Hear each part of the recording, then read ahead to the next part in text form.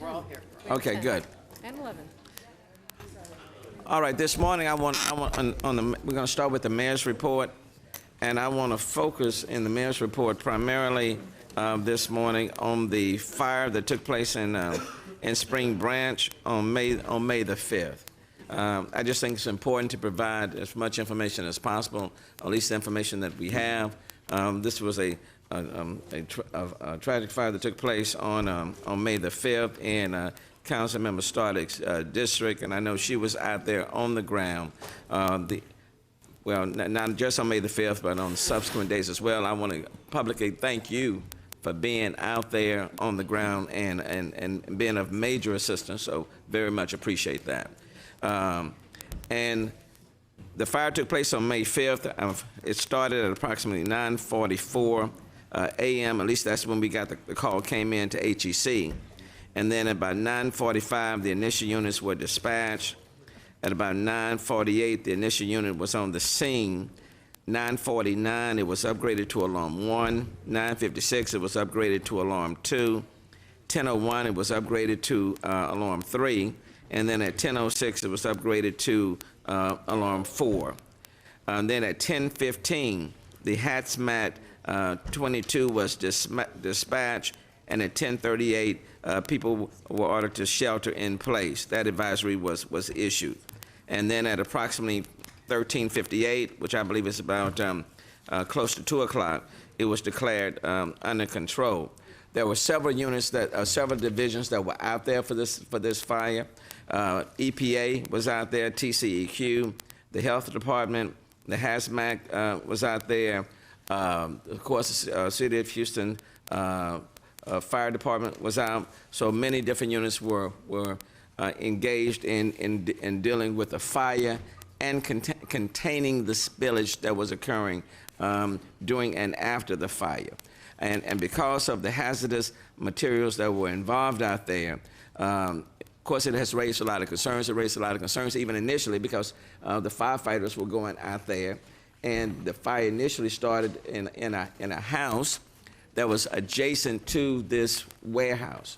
So that's where the fire started, and it wasn't until the firefighters got out there that they determined that there were hazardous materials in this warehouse, basically from visual inspection.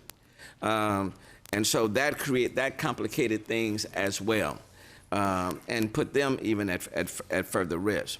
So a lot of questions has been raised. I wanted to bring the different components here this morning to talk to us, to provide information, not only to us, but to the general public, and especially to the people in Spring Branch.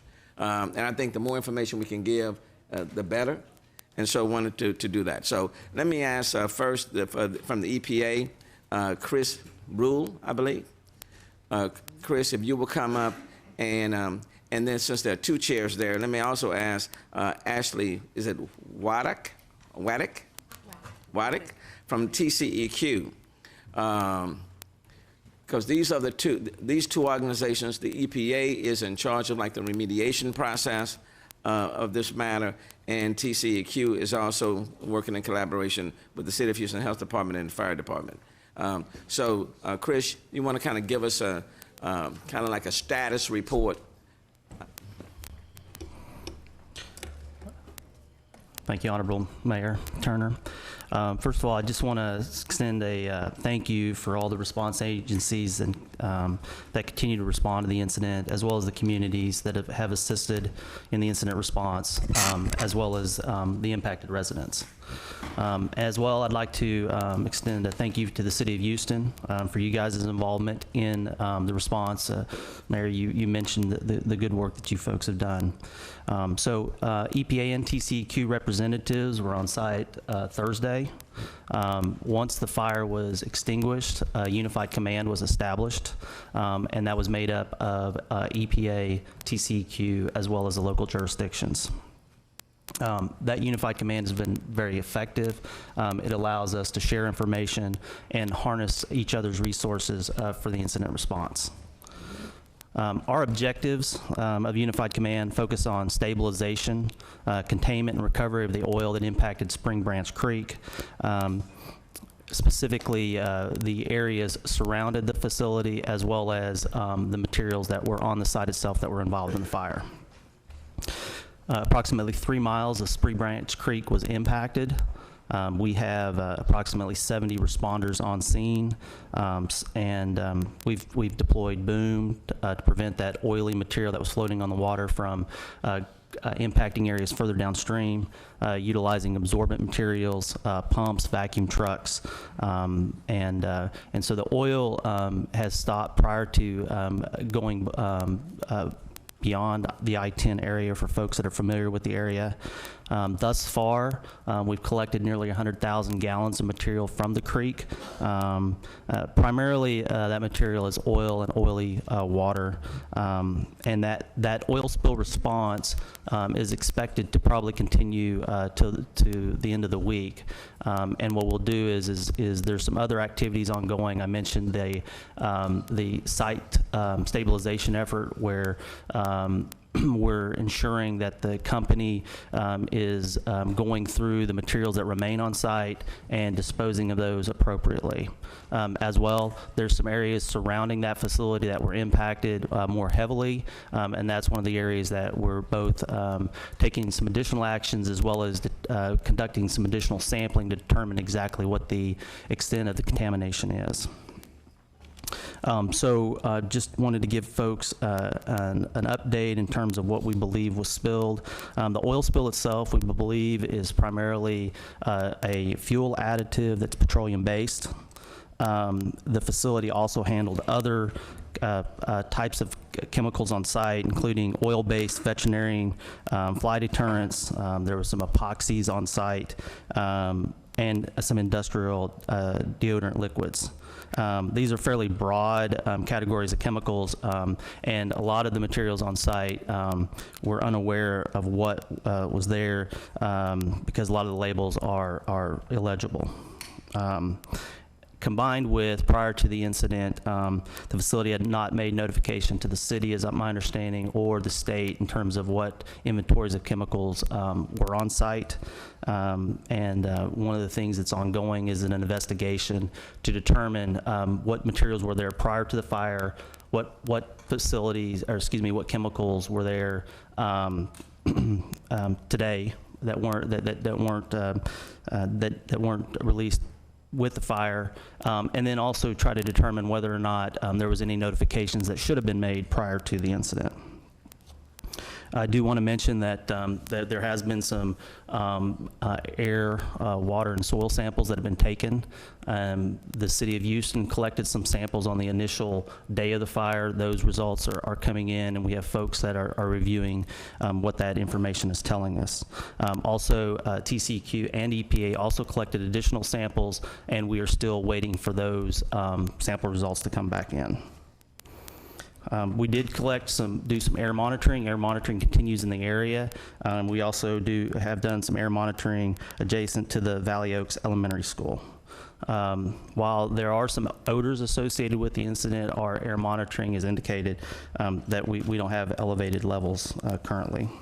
I would also like to say that we did bring in a specialized wildlife rehabilitation contractor to deal with any affected wildlife. And so with that, that's the update from Unified Command. Let me just, before we move on to Ashley Waddick, what information did the company provide or has provided to you in terms of the chemicals of the hazardous material that was at that warehouse? So the information that we've been provided thus far was information that was relayed from the Houston Fire Department. That they contain some safety data sheets, and a lot of the material, our understanding, or a lot of the information in terms of what chemicals were on site was destroyed in the fire or has been inaccessible. Now, since that period, TCEQ has led an investigation, as I'd mentioned earlier, to try to go into more depth and try to look at on-site interviews, and I don't have the information on how that's proceeded. Okay, but has the company itself, has the business itself provided you all with information on the hazardous materials that were stored at the warehouse? I think through the investigative process, they are providing information, yes. As far as, is there a list? I haven't seen a list. And so I don't know if a particular list has been generated to this point. Okay, and are they obligated to report to EPA or to TCEQ in terms of the materials, the substances that were being stored at the warehouse? So there's a federal rule called the Emergency Planning and Community Right to Know Act. It's short for or short term is EPCRA, which establishes facilities that have certain chemicals above certain thresholds are required to notify both the city and the state of the materials that they have on site. Part of the investigation that's ongoing is to determine whether or not any of those thresholds have been met. And again, that is an ongoing investigation that I don't believe that we have it hadn't been concluded yet. Okay, so they haven't, the business hasn't provided you with how much they were storing at the facility? Actually, I don't know if maybe you've got an update. I do know that in the investigative process, they do have personnel that have been providing generalizations in terms of what was there, but I don't have that information. We have not been provided that information yet. We have... Ashley, just identify yourself. I apologize. Ashley Waddick. I work for the Texas Commission on Environmental Quality. I'm the Regional Director for the Houston Region Office. Okay. Can you tell us what, has the business been forthcoming in providing information to you all? Do you all know exactly what was out there and in what quantity was out there? No, sir. I apologize for interrupting you. No, No, sir, we do not. What information, have they provided you all with any information? We have had access to the site. We've seen labels. We've seen SDSs, the safety data sheets that Chris mentioned, but we do not have information as to the actual inventory that was on site at the time of the fire. And the reason why I'm asking is that I've received some information that a representative from the business has said that they have been forthcoming in providing information to EPA, to TCEQ, in terms of what was stored out there and the quantity. Can you verify that? Because I have not seen it. I have not seen that information. Neither have we. I certainly can check with my staff who are on site, on the ground today, as they have been every day since Thursday. But to my knowledge, we do not have that information yet. Okay. And who's obligated to report to TCEQ or EPA in terms of hazardous materials that are being stored in a facility? The company is. Okay. And I believe, if I'm not mistaken, if it's a tier 2, and can you explain what a tier 2 is? Where they have to report if they are tier 2? Yes, last September, tier 2 reporting came to us from the legislature. It was, you understand, okay. And what it is companies that have certain hazardous chemicals in certain quantities have to report them to us. And we do not have any report on file from this company. So we aren't sure yet, because we don't have the threshold. Well, we have the thresholds. We don't know if they've hit the threshold. We don't have the quantity information. So you're having kind of to make that assessment based on your own investigation without any information being provided by this particular business? With very little information being provided, yes. Okay. Now, it's also my understanding that they did not have a hazardous certificate of occupancy either. They were not registered with the city as a hazardous enterprise. And the TCEQ Central Registry does not indicate that this facility is authorized to store significant quantities of hazardous materials. Would that be That's correct? My understanding as well. Yes, sir. Okay. Now, let me go back to, just to make sure, did you all test, and Chris, you can even answer this, in terms of the air quality out there immediately afterwards, after the fire and since? What was your test results as relates to the air quality? Yeah, and so we utilize mobile air devices, monitoring devices to to monitor what the the air is like, and what we're looking for is specifically some acute hazards to both the immediate residents as well as the workers that are actually cleaning up the spill.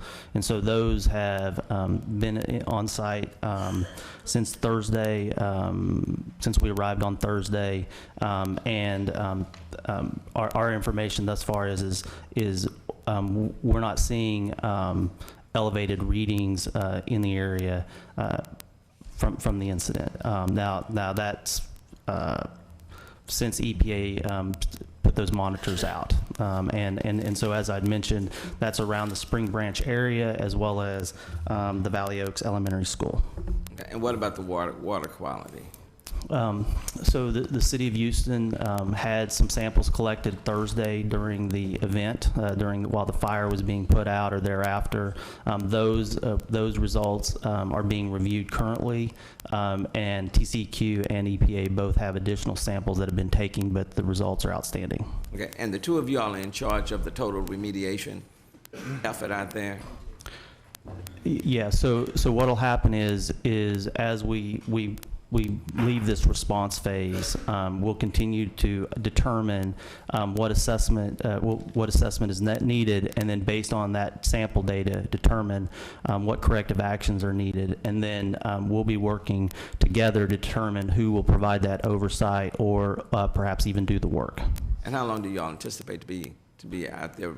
Number one, the Unified Command Post is still in place, correct? Yes, sir. And the Unified Command will continue during the response phase, and then once that response phase is over, and agreed upon that the response phase is over by the local communities, then it'll transition into a longer term remediation where TCEQ and EPA will continue to be involved. We'll determine what the next steps are and what the timetables are, and until we do that additional sampling and get the sample results in, that will ultimately set what the timetables that you're looking for, as well as what, if any, corrective action is necessary.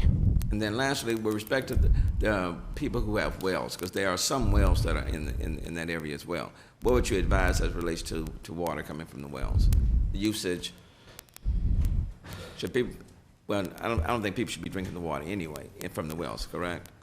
Yeah, so I'm speaking from EPA, and Ashley, please jump in. So from EPA's perspective, we don't have any jurisdiction on private wells. And so I do know that we've got some information yesterday that would say that there are some private wells in the area. And so moving forward, I think that while we don't have any information to say that the wells have been impacted, if people are concerned with the quality of their water, perhaps there are steps to get it tested, but again, EPA doesn't have any jurisdiction on private wells. Ashley, you want to add anything to that? No, our regulatory regime is similar. Okay, thank you. Councilmember Stoddard. Thank you, Mayor, and I want to thank everyone that has been involved and boots on the ground. You were there. I witnessed it when everyone arrived. I know when hazmats arrived from county, city. You know, from a people perspective, we need to set everyone's mind at ease that, you know, everyone's doing the work necessary to do this. I was at a civic meeting last night, and someone that lives there along the bayou in a neighborhood in the city area said that they were concerned about the odor, and so they literally moved their children to the grandparents' home in another part of town. And so these are some of the stories that I'm hearing, that people are concerned, and for you being here today and willing to testify and to present the facts as we know them. That's the hard part, as the mayor was alluding to, is that I don't have confidence in the information that we've been given by the business owner. I'm going to just put that out there. I don't have confidence in the information because I can't imagine running a business that has this level of chemicals that they don't have some other secondary or backup online type of information that would list the chemicals that they're dealing with at this level. I'm also concerned, Mayor, I want to make sure that everyone hears this message too, that if they're taking anything off of that property, I want to have an inventory, and I think the city attorney has expressed this concern, that we understand what's leaving that property, so that you talk about the triggers on the tier 2. If they're backdooring things out, how do we know what the inventory actually is, and how do we reconcile that to what they eventually provide us? You know, they haven't provided us with the information now, so what would, and I'm not making any accusations, I'm just working through the scenario. What if they were to modify their list to equate to something less than the tier 2 when they really may have had the tier 2? We don't know. So until they give us, you know, something that is substantial, that other than the Houston Fire Department having to track down the manager of the property and having him stay with them at the command center that day and work through all that and through his recollection of what was on the property, I don't think we're going to be comfortable with the chemicals until we get all the testing back from the organizations that are put in place by the state and other entities to protect the citizens. So if we could move forward, Mayor, have we pulled the permits on this property, or are there any permits for them to continue to do business in any way during this process until we've reconciled with everything that we've got in place? We are certainly, we are investigating all of that. I'm instructed all of the city departments to take a look at what we have on this particular business. I do know the facility does not have a hazardous certificate of occupancy at all. So, so we wouldn't know to inspect them? I think the last time this facility was inspected was in 2008. And how often would this have been inspected if it had been registered properly and done in the way it should have been done? And that's what I'm checking, but based on the limited resources I think that, that we have available, the inspections do not come as often as they should. Okay, so this is shedding light on a number of issues Yes. that we have at all levels. And I think the other concerns that I've heard from citizens, and I'm sure my colleagues have probably heard some of this as well, is how close this was. And to remind everyone too, this did not originate at this site, is my understanding. Allegedly, I'll put all those legal words in it that I'm not an attorney.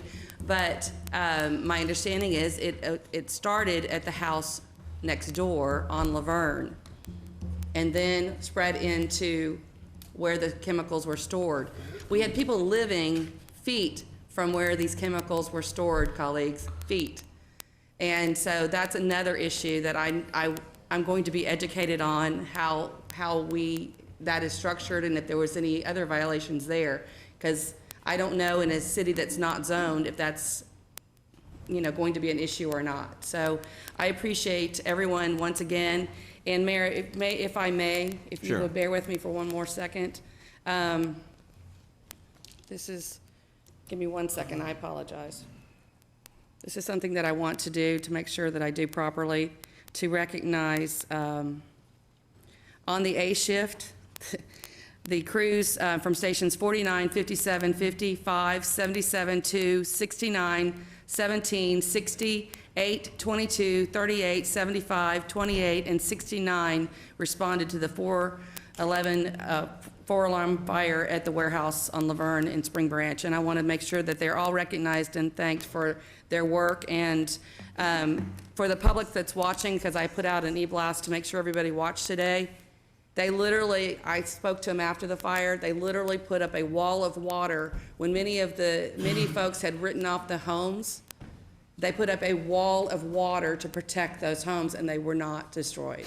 So they are to be commended. They went above and beyond. They didn't have to do that. They could have pulled back, and they didn't. So once again, and I'll have more questions, but thank you, Mayor. Thank you. Councilmember Christie. I just wanted to give this as an example, like the floods a few weeks ago, that there are times when government works.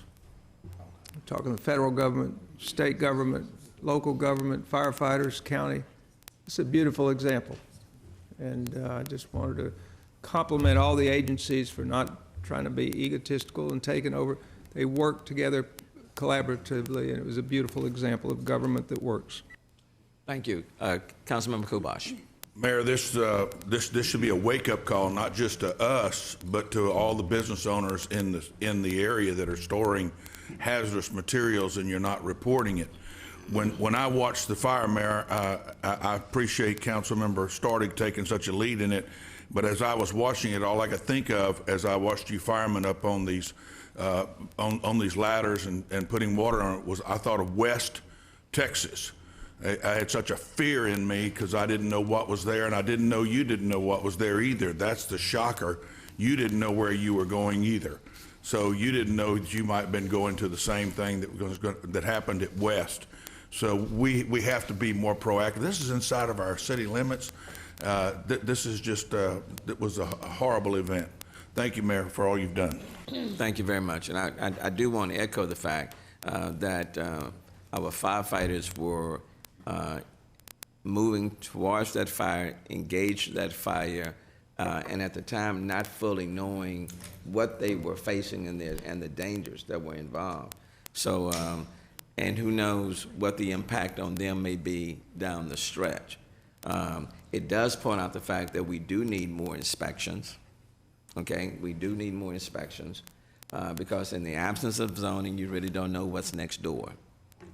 And in most of these instances, is self-reporting. Okay, is self-reporting.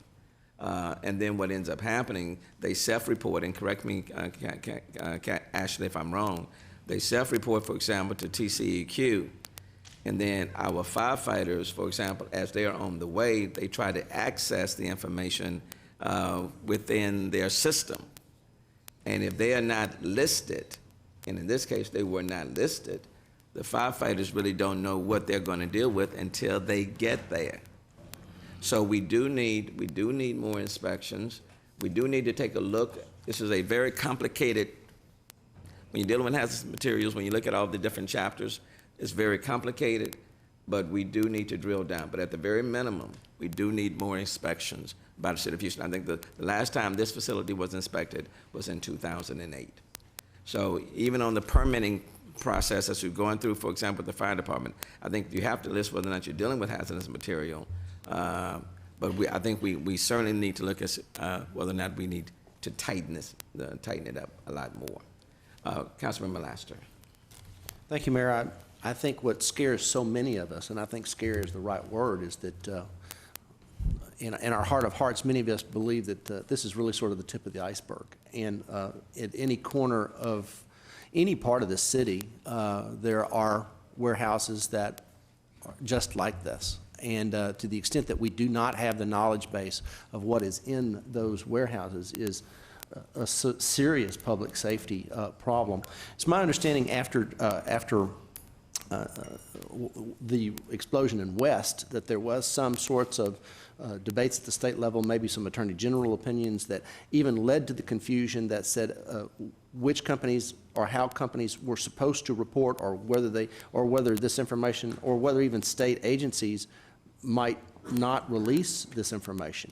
And so I would hope that we're privileged today to have the TCEQ and the EPA with us this morning, and all of the public service providers that have helped on this incident. But I would hope that we could rally our Harris County and regional House and Senate delegation to say this is a crisis for all of us, and whatever needs to happen in Austin to open up these books and to let this information become public information is important. I'm sure you could put even more gloss on that, Mayor.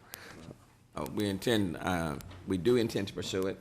But I think at the very minimum, when the firefighters are in the area, and for example, if there are people on site, they need to have that data sheet available to give to the firefighters at that point in time, if not before. But they should not have the right to withhold the information and the quantity that they're dealing with. So the more information, the better. So let me thank you too. Appreciate you. Look forward to continuing to work with you. And then let me call on Dr. David Peirce and Dr. Chip Carson, and then with the HAZMAC team, Chief Rodney West.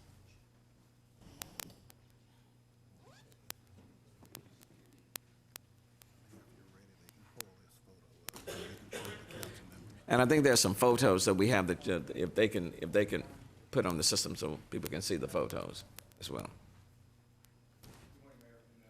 Good morning. Is that on? Yeah. With me, I have Dr. Chip Carson from the University of Texas Health Science Center. He's an MD, PhD, he's board certified in environmental health, and he's also a toxicologist, and he's been working with us since the beginning of this event. And so I'll just report from the health department. During the fire, we had a unit moved out there called the MAML. That's the Mobile Air Monitoring Laboratory.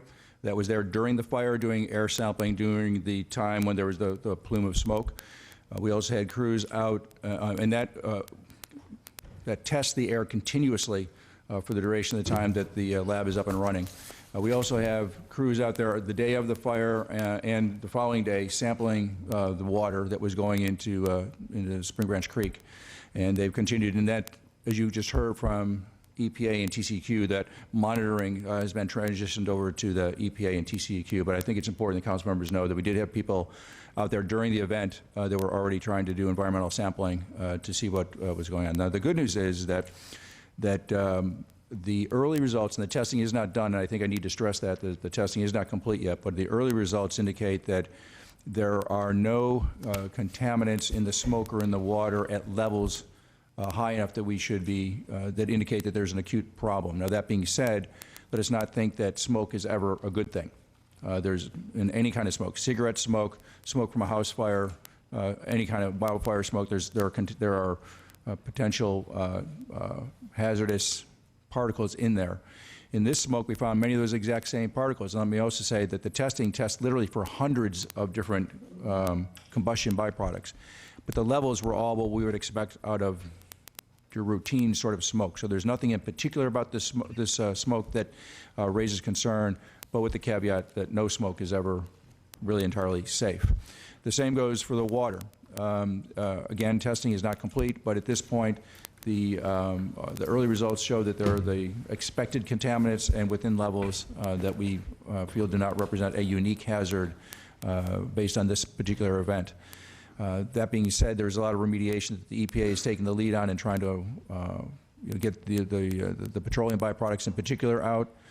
We know that that is hazardous to the fish. Then we have petroleum on the top of the water. It basically suffocates the water, so there's no air in the water, and that's a suffocation thing for the fish. But there does not appear that there is any particular toxins in the water to kill the fish.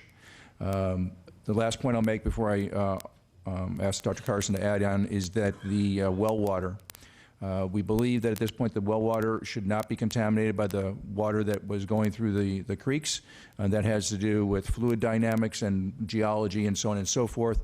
But that also having been said, it is our standard recommendation to people that they not use the well water for drinking. It's okay to use it to irrigate your lawn, or if you've got a garden in the backyard and you want to irrigate your garden, that's probably fine, but not for drinking. And the reason for that is that we have no way of assuring the safety of your well water, while at the same time we can assure the safety of the drinking water that comes from the municipal water supply, so we can assure that that's safe, but we don't have a routine or reliable way to test your well water on a regular basis. So we don't recommend that people use their well water either today or yesterday for drinking, but at this point we believe it's good for watering your lawns and your gardens and so on and so forth. And Dr. Carson, did you have anything you want to add? Well, I would underscore what Dr. Peirce just said, that the testing results that have been done do not give us much concern regarding significant health effects in community members who may have been exposed to smoke or some of the blow-by of the fire that was occurring during its activity or in post-firefighting activities. I should say that there were some things identified in the testing that we have not completely understood and don't completely have analyzed at this point, and we'll update these things when those become available. But for now, the people who may be concerned about health effects should not be worried about any long-term health issues from exposure to these substances that were in this fire. Councilman Robinson. Thank you, Mayor. And I think, Dr. Carson, your last statement is what I want to get back to in a moment about the long-term effects. You've first of all, thank you both for being here, Dr. Carson, Dr. Peirce, and TCEQ, EPA, all those involved. It's been an incredible effort to watch and witness since we saw the smoke rise last Thursday. We saw the fire. We understand the effects to the air. You've mentioned the impact to the water. Most important, I think, to me in understanding right now, at least, is our firefighters themselves and the long-term impact. Dr. Carson, you just mentioned, and I think the mayor's statement really spoke to the potential of that long-term impact and what we have to care for those who protect us. And in that regard, I'm very concerned as an architect and someone who looks at facilities, thinks about the inspections that take place both from our Public Works Department as well as those inspectors in the field, what they have. And I know as a systems person that our data is only as good coming out as it is going in. And I think we all have a lot of work to do to try to figure out how to improve those systems. And I guess with relation to those inspections and what I think you mentioned, the MAML, the Mobile Air Monitoring Laboratory, what from that and what we see on the field now can we tell about the long-term effects on our people? And the statement, can you repeat what you said, Dr. Carson, about the long-term impacts? Well, I was referring to community members who may have been exposed incidentally as a result of this fire. As someone mentioned earlier, we have very limited information about what is stored around in any structures in this city, and firefighters are always at risk when they enter a firefighting situation. When they go to work in the morning. That's true. And we need to appreciate that, and anything that can be done to improve our understanding of what is present before the fact is probably our best bet in knowing what the hazards are to be encountered. Things like the MAML are very useful in doing real-time monitoring of a situation to look at what is going on and confirm what we already expect or already know based on our other knowledge. But in my opinion, we should have a better system for understanding what hazards are that firefighters will be going into in a fire situation. I agree completely. I love the sound of that data being available on the way to the fire, but in terms of our knowledge about that, I think the point made about the fire in West and what we learned as a state and what we've done, I think needs to be supplemented by some local activity, whether that happens under perhaps the purview of Chairman Green's TTI committee or Chairman Gallego's Neighborhood and Regulatory Affairs Committee. I'm not sure, but I'd like to see some council scrutiny of what we're doing with inspections. And Mayor, I know you've got some things left going on with departments, and after we get through the budgets, I'm really interested in how we can make this a tighter system. Thank you all. Well, thank you. There's no question we need more information. We simply do not have enough information at the City of Houston. And I think we owe it to our first responders, and we owe it to the people in the city to have as much information as what's taking place next door to them, and we do not have enough information. We also need more inspections. There's no question about that. We need more inspections, and then what I've asked the administration to do is that we need a better inventory of available assets that we have to deal with hazardous situations, whether it's dealing with a fire of this kind, or whether it's dealing with flooding or with a hurricane. We need an inventory of assets, and we need to know whether or not we have adequate assets to meet a city of this magnitude and the sort of things that we're dealing with. So this is just brought to the forefront some things that we need to get on top of as soon as possible. So I agree with you. Councilman Christie. Dr. Peirce, I agree with you that there's definitely no problem with drinking water, maybe and with the hydraulics of the water, that even the wells are probably okay. But I heard you say that there's no acute problem with the water in Spring Branch Creek.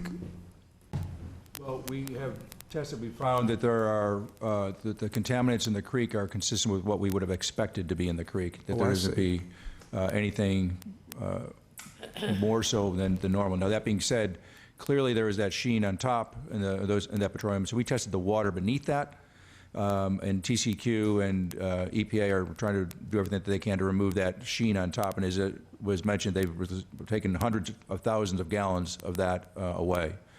So, Great.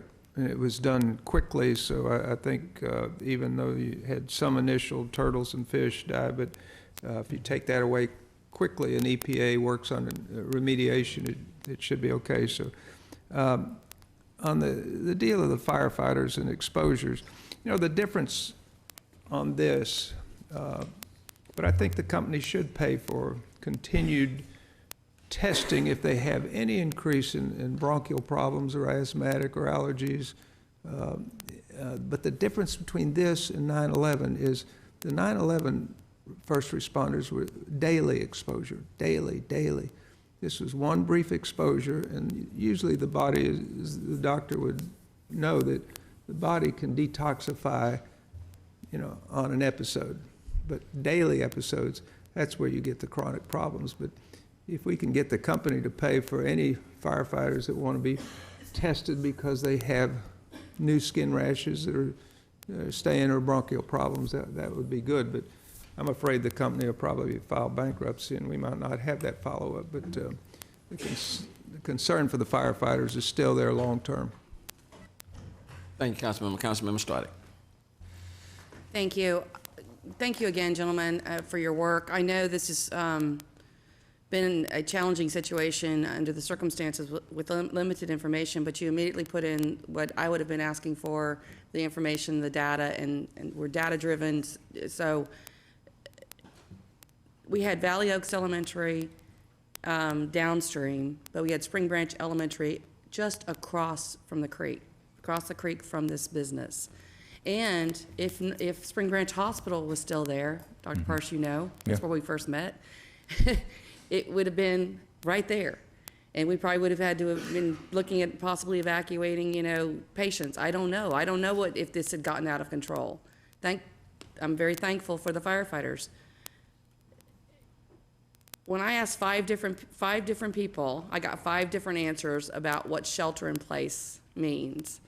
And I found it very interesting because we had people that were wandering the streets during all this that, didn't know what was going on. They saw the media, they saw the excitement, and I think this is an opportunity just, while I've got some viewers watching, could you explain briefly what shelter in place is, just so that we know going forward, and how, can you repeat what you said with regard to the impact on what, if any, you said none, on the school children that were in the area at the time of the fire? So I want to give you my answer about shelter in place, but I'm also going to defer to, I believe, Chief West and the hazmat chief will be up here, and they're the ones who put out the order for shelter in place. But shelter in place, it means basically you stay where you are, you stay indoors, and don't go outside. You stay in place where you are indoors. That's basically shelter in place. And you do that until the shelter in place advisory is lifted, which means people need to be listening to sources of public information, whether it be the TV or the radio or whatever, but they need to be monitoring that for updates as to when that is lifted. And perhaps, there will be further advisories that if the situation should go in the opposite direction and get worse, there may be further advisories as to what to do. So people really need to do their best to stay informed. And then the second part about the smoke in the children is that, so smoke is never without hazard. And I don't want anyone to think that there's any kind of okay smoke. There's no okay smoke. All smoke has toxins in it. All the smoke that has the toxins, those toxins have the potential to have an effect on you. And clearly we all know that, for example, cigarette smokers, over a lifetime of cigarette smoking, they have an increased rate of lung cancer, for example.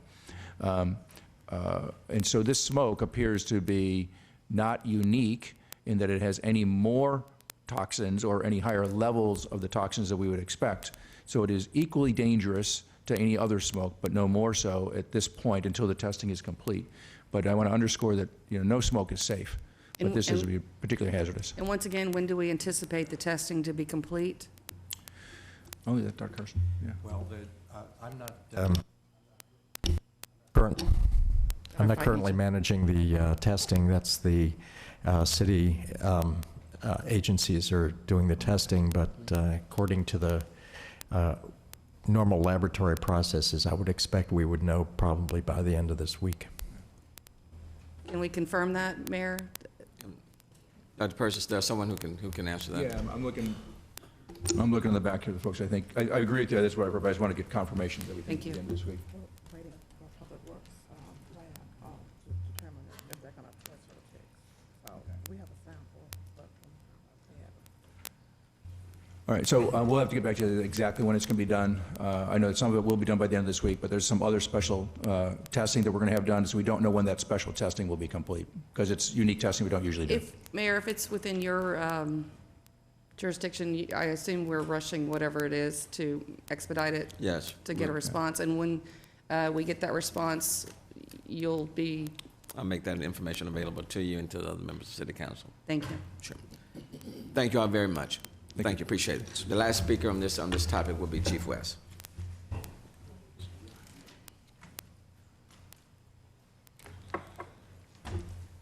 Good morning, Mayor, Good council morning. members. If you identify who's with you, Chief? Yes, my name is Chief Rodney West. I have the coordinators for, and assistant coordinator for Houston Hazmat Team, Chief Troy Lilly and Captain Dexter Johnson. And how many firefighters were out there on this fire? At the height of the firefighter response, we had as many as 175 firefighters on location. Okay. And when did y'all first discover that, find out that you were dealing with a hazardous situation out there? On the timeline that you gave, around the time of the second and third alarms, which they came fairly quickly, the fire spread from the initial residence that we responded to the location with the hazardous materials, and we realized at that time that we had possible hazardous materials involved. And can you tell us,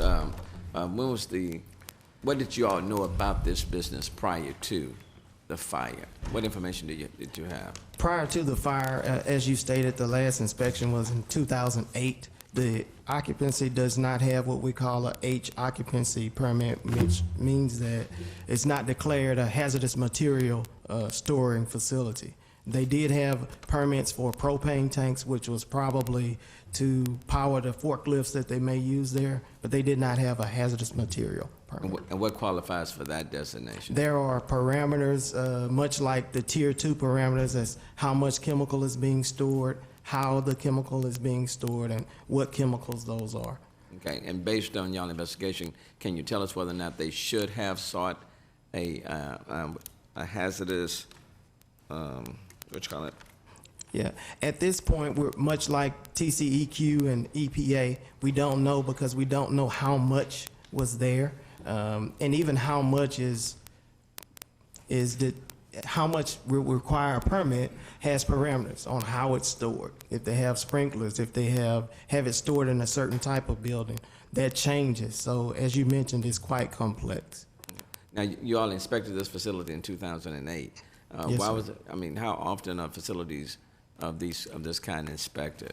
I mean, what is there a certain schedule, or are you obligated? I mean, why in 2008? Why hasn't it been inspected since 2008? It was considered a business, and the general occupancy team inspects these type businesses. And as you mentioned, there's a resource shortage. So there are some types of buildings, hospitals, schools, that we get to at a more regular pace. General occupancy buildings are not as much, and it is a resource challenge. All right. Councilmember Stoddard. Given the 2008, and Mayor, the staffing issue has been a staffing issue for quite some time, and I know, Chief, you haven't been in that position that long, so I'm not throwing rocks at anyone, but my concern is that we've had a gap, and the staffing is to me, it's not a good excuse at this point with a level of I'm losing my words. It's the risk factor of hazardous materials in the middle of a neighborhood. I find it hard not to prioritize those issues, or I didn't, as a council member, would have never known that we weren't inspecting properly or in a timely fashion, or whatever the issue is. Is there something that we can put in place so that this council or your team is advised when there's a staffing issue that's slacking or creating an obstacle for timely inspections of critical items such as this? Okay. Well, let me ask this question first. Well, for those businesses that have the hazardous certificates of occupancy, how often are those businesses inspected? Hazardous certificates came about after the Market Street fire in '95. And since then, from what I'm aware of, they've all been inspected since that time. How often? At this point, they've all been inspected at least once. If there's a complaint, we immediately address those complaints.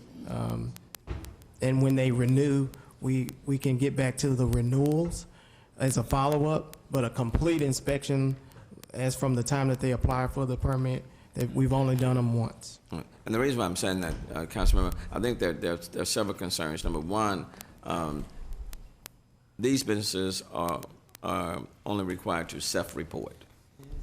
Yeah, they self-report. They self-report to TCEQ, and if they're at that tier 2 status, they're required to self-report. This business did not self-report. May I make a comment? Sure. We require McDonald's and all these other places to disclose their calories, and yet we don't require this information that is hazardous within our neighborhoods, and to me, very dangerous. I don't understand where we are, and I know that's not. And we are evaluating our inspection process. We're evaluating whether or not we should, not only the city, but at the state, but certainly the city, should require more than just self-reporting. And I think that's... And I agree with you, Mayor. Right. Because on my short term in council, I've been involved now with the Southwest End fire. We've had loss of life there. We've had flooding where an apartment community is flooded 5 times in 15 years. We've had the loss of life and the potential loss of life in some of these incidents could have been prevented if we had, and I'm not all about over-regulating anyone, but when you're talking about the density of 2.2 million people, and common sense should prevail at some point. I'm not trying to lecture or anything here, but I'm a little bit of venting. I apologize. Oh, no. It's very unsettling to me to think that, once again, I don't think we have our priorities straight, and whether it's at the state level, I don't know what it is, where it is. But just bear in mind, we have to in many ways coordinate what we do at the city level with the state, especially when there are provisions at the state level. And I know too, you've mentioned that, at the state level, you've got your challenges because you've got small towns versus big cities Right. having different issues. And I think we need to make an exception if the smaller towns don't want to go along. I get it, or whatever their challenges are. But our challenges here, when we've got 2.2 million people living next to hazardous, dangerous chemicals, there's a problem. No, and I agree, but I'm just saying, when the city of Houston did take action that went beyond the state's requirement, the Supreme Court struck us down. That was on air quality. When Bill White was here, I think you all passed, or the city council passed measures that were more stringent citywide than statewide. And that measure went, industry fought that and went up to the state Supreme Court. The state Supreme Court struck us down. And that was a recent ruling. So, certainly we need to do more. I agree with you. More needs to take place. We certainly need to require more reporting and not just self-reporting. We need to require more, especially when you're dealing in a city where you don't have zoning and you don't know who's next door. I think people have a right to know. Well, So and I'm we not go on back the to same the page. dangerous buildings. I'm sorry, there's so many things that our firefighters, our citizens, everyone is being exposed to, and I'm not saying this particular business, but there are a lot of bad neighbors out there, and we're being exposed to their lack of responsibility and taking ownership of their issues on their property, and we're paying, the taxpayers are paying the bill. The taxpayers are going to pay for it, and our firefighters, and we'll have more loss of life. Thank you. Councilmember Kubash. You know, Mayor, anytime that there's a tier 2, then there has to be hazardous chemicals there or hazardous material. The people that are selling this material know who they're selling it to. Yes. And you haven't been in the state legislature for years. Surely there's got to be a tracking mechanism of who sold what to who, if it's a hazardous material. So this shouldn't be as difficult as what it may sound. On the other hand, you know, suppose ammonium nitrate had been there, we'd be having 175 firefighters seriously injured or killed. I mean, I didn't realize we had that many out there. My God, it could have been a catastrophe. So I think that there's got to be a way that we can track from the hazardous material wholesalers and distributors who they're selling it to, where it's being taken to, and then we can, if we need to start doing some inspections, we can go from there if we can get those records.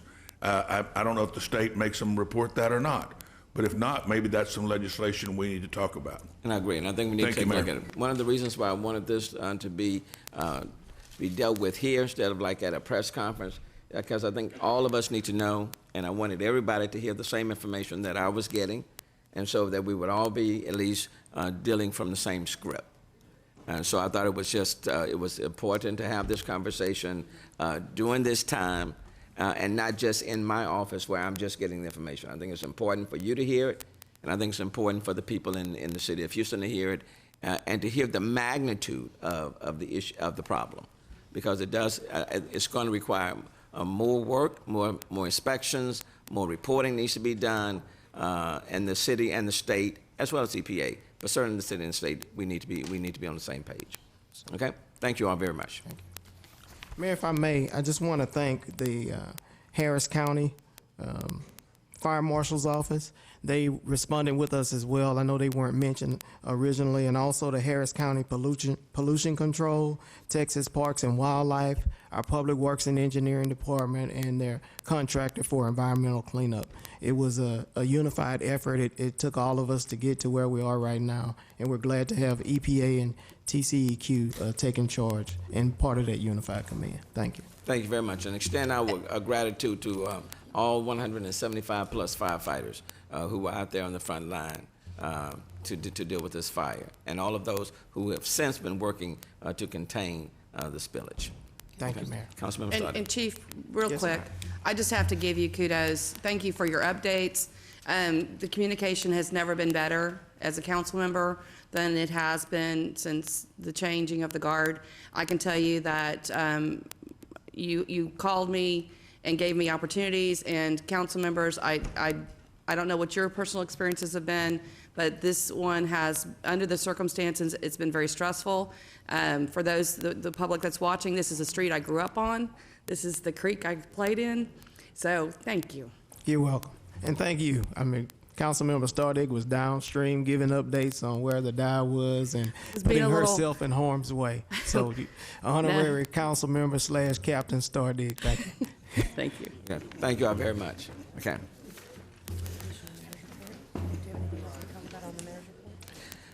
With that report and the time that it took, I'm going to hold back on anything else and for a later time. Madam Secretary, we'll proceed with the agenda.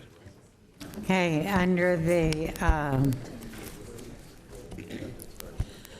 miscellaneous consent agenda, items 1 and 2 are the only items that have been removed for a separate